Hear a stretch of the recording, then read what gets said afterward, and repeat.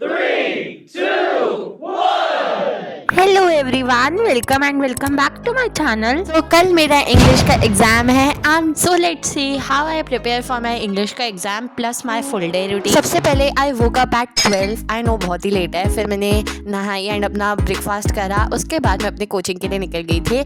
आई हूँ मैं 3 o'clock and फिर मैं आने के बाद टीवी देख रही थी, थोड़ी बहुत शॉर्ट स्क्रॉल करी थी क्योंकि थक गई थी पढ़ के। बाय द वे मैंने मैथ्स पढ़ा था।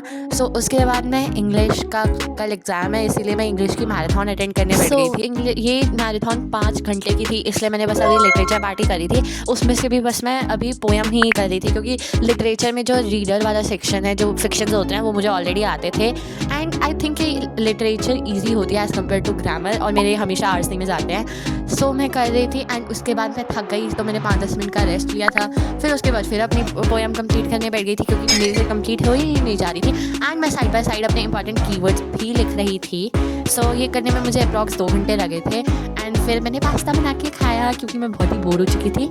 अराउंड 5 o'clock के अराउंड मैंने फिक्शन करना स्टार्ट करा था क्योंकि आई थिंक कि फिक्शन भी कर ही लेना चाहिए। इस टाइम तक मैं बहुत ही ज़्यादा थक गई थी। आफ्टर दैट मैंने 15 मिनट का ब्रेक लिया था। उसके बाद मैं मेन कोर्स बुक में से देख रही थी क्योंकि इसमें से बस राइटिंग सेक्शन में पैराग्राफ राइटिंग ही आएगी और कुछ तो आना नहीं है इस बुक से, फालतू बुक है बिल्कुल। सो मैंने ना बस जो यूनिट है उनके important keywords and important lines note कर रही थी ताकि वो मैं सुबह बस में पढ़ पाऊँ।